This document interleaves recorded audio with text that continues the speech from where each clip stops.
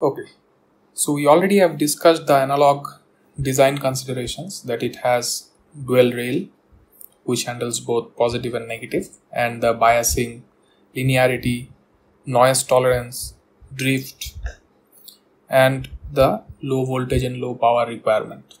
So analog circuit has different design consideration that we need to take care of, which I have discussed already.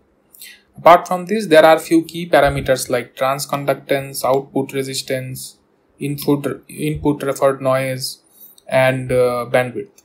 So these are also important parameters which we will take care once we are designing an analog circuit. So these are key parameters. Apart from that, there are few other parameters as well. We will discuss as we progress further. Then we have said the noise in the analog signal. If it is a analog signal and if it is a digital signal, how different noises are involved and why analog circuit is more susceptible to noise, what is the reason, and why digital is less susceptible to noise. So I already have discussed that it has a threshold above which it considers 1 and below which it's 0. So they have kind of a tolerance to the noise. They have a even if there is a ripple in the signal, if it is not going below this threshold level, nothing is going to happen in the digital circuit. However, in case of analog, in the output, maybe as it is amplifying, you will find things are even worse.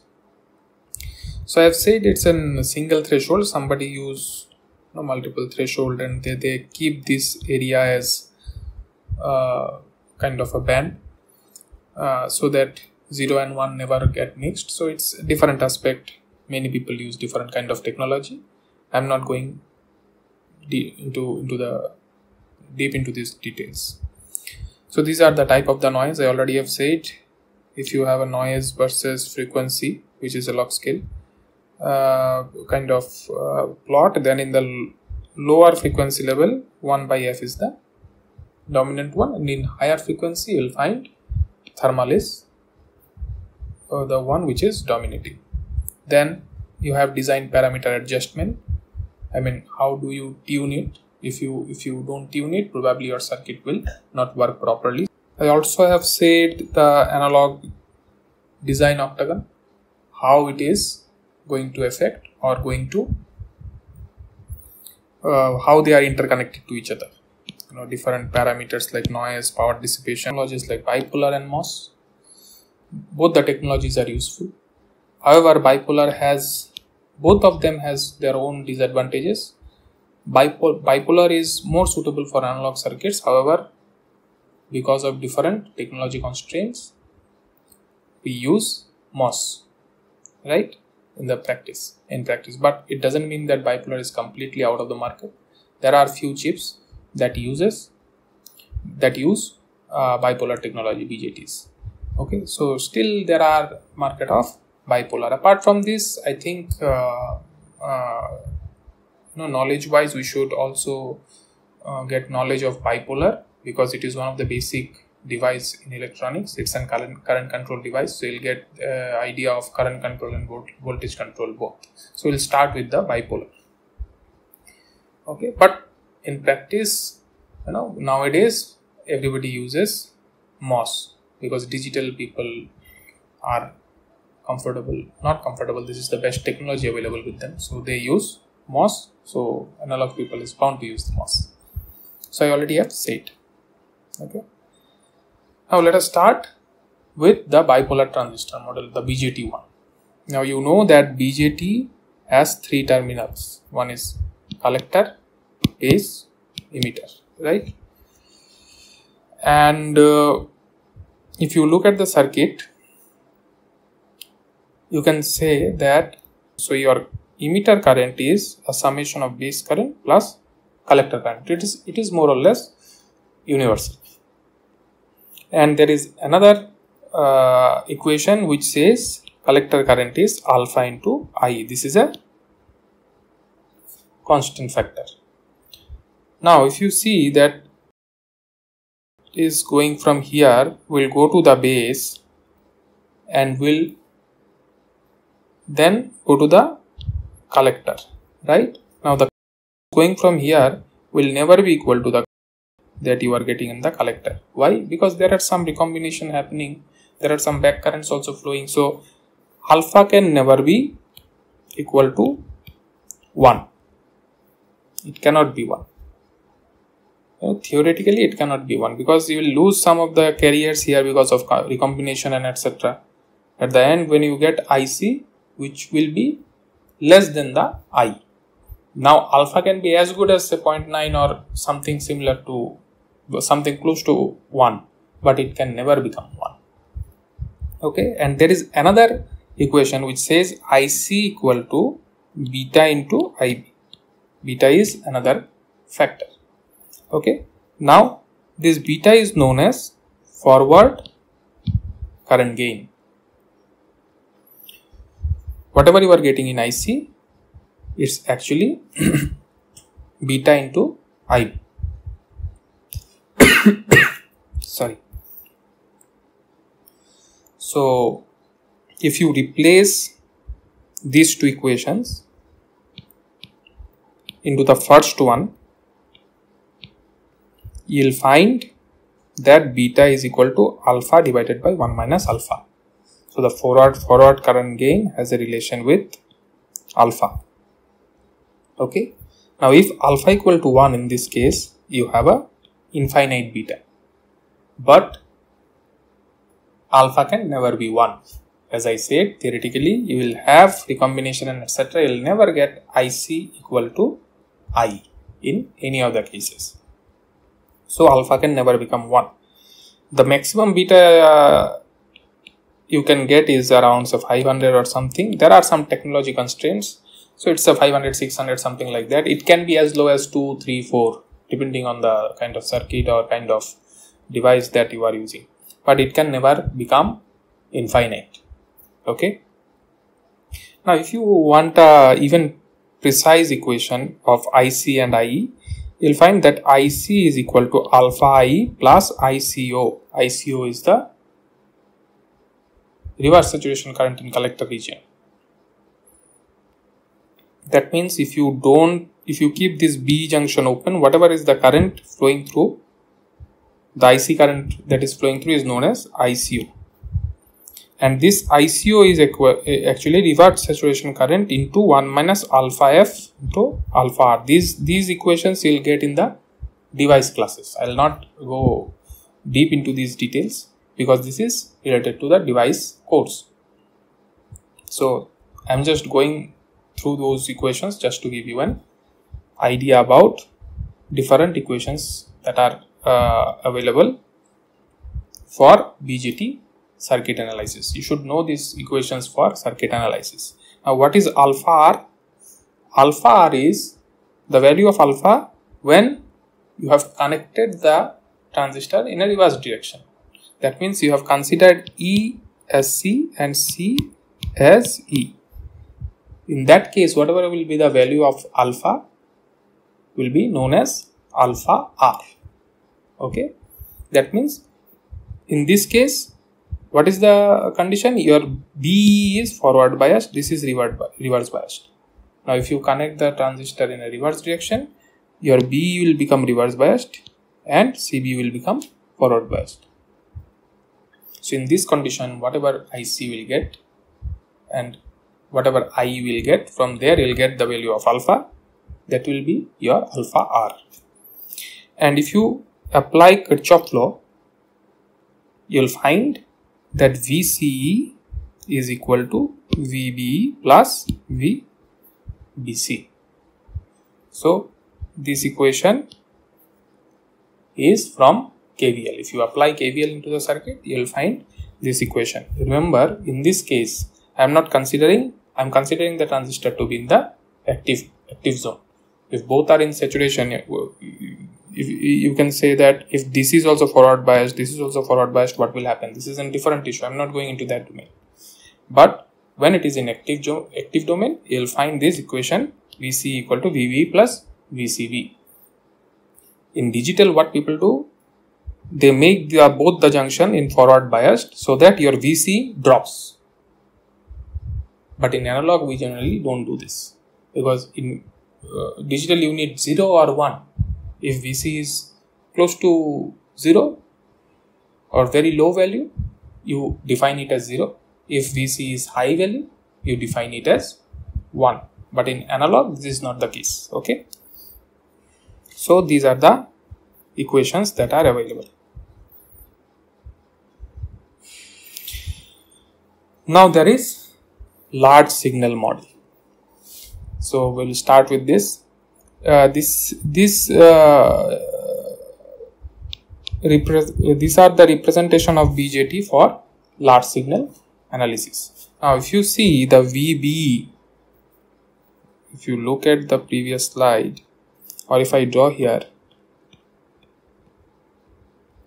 this is collector, this is base, this is emitter. Now your VBE junction is nothing but a diode. Okay, so this junction is represented by a diode. That's why the current through this, the IV value, will follow your diode equation, that is reverse saturation current by beta into exponential VB by VT. What is VT? Here VT is not the threshold voltage, don't confuse, it is thermal voltage. Thermal voltage means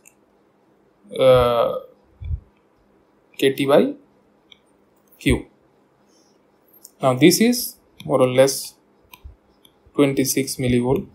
Some people say this as 25 millivolt for the sake of calculation. If it is 25 millivolt, it is easier to calculate, because 1 by 25 is 0.4, right?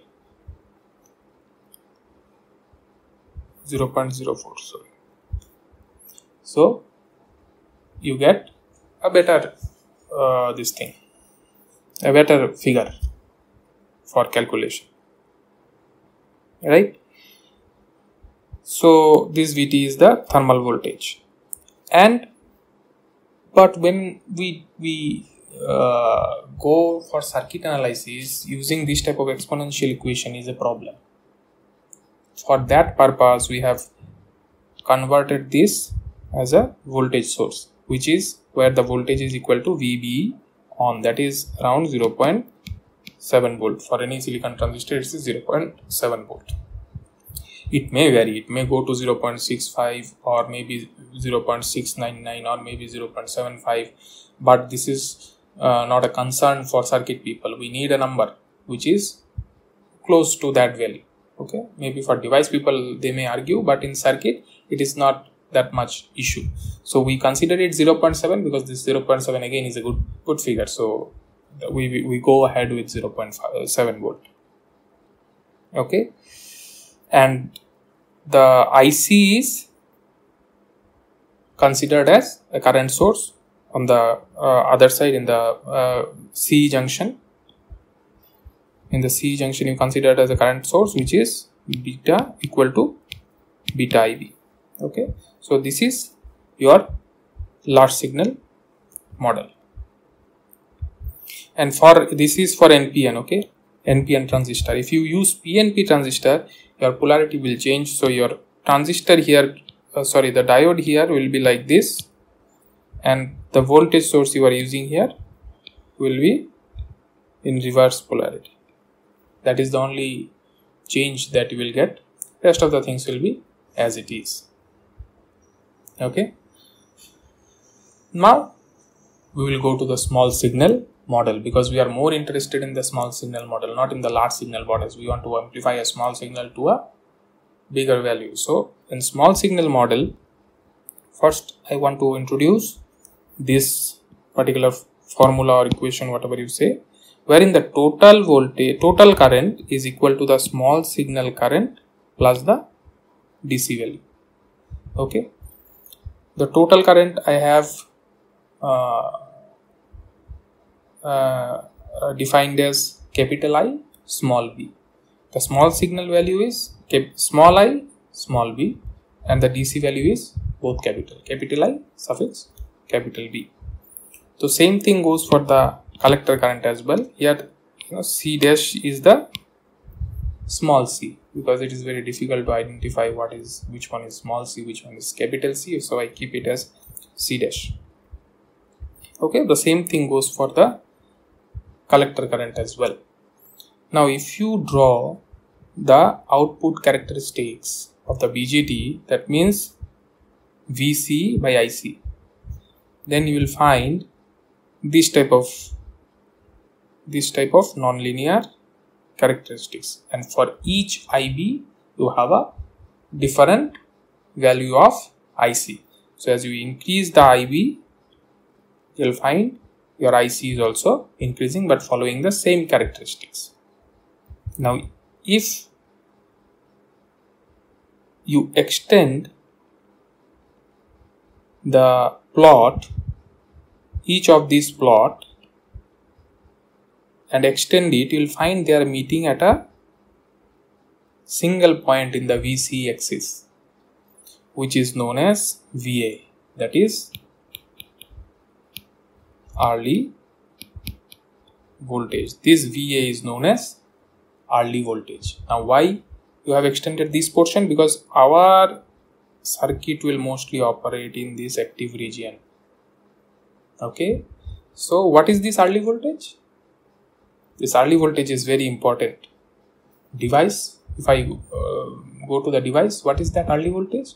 If you have a VC, if you have a BJT, and if you increase the VC, your VCB junction will go to more reverse bias. As you are increasing VC, the VC value also increase, which will create a depletion layer in the VCB, and depletion layer will keep on increasing. Now there will be a voltage at which the depletion layer in the base will extend up to emitter, and it will punch the base and will short the collector and emitter. This particular voltage is known as early voltage. And what is the significance? Now if you see this straight line, and if you take, say, this value, if you take this, now if you calculate this voltage, which is early voltage, which is almost equal to early voltage, and take this current, which is say IC1, now you know V equal to IR, so R equal to V by I. Now in this case it is VA, and in this case it is VC1. Then you will get a resistance. What is that resistance? This is output resistance, R0, because it is output characteristics. From these characteristics you have calculated this resistance, so this is output resistance. Now one may argue why it is VA. It should be VA plus VCE, right? Or VC1, right? If I consider this as VC1. But remember, VA value of VA is typically say 50 volt or even higher, or sometimes at least 20 volt. And what is the VC value? Maximum VC say 5 volt. So it will be around say 1 volt or so. Just to make it simple, we are not considering VA plus VCE1. We are only taking VA, because 20 plus 1 and 20, if you divide something, say x with 20 and x with 20 plus 1 or 50 plus 1, in most of the cases it is even 50, even higher. So this will not make much difference. So if you have a VA value, and if you know the IC value where you are biasing, you will get to know what is your output resistance of the transistor. Now it is interesting to see that the slope for each of these characteristics is different. So your output resistance will be slightly different for different IB. So it is very important where you are biasing. Okay, based on your biasing current, your output resistance will be determined. So once you get the VA value, you get an idea about what is your output resistance in the BJT.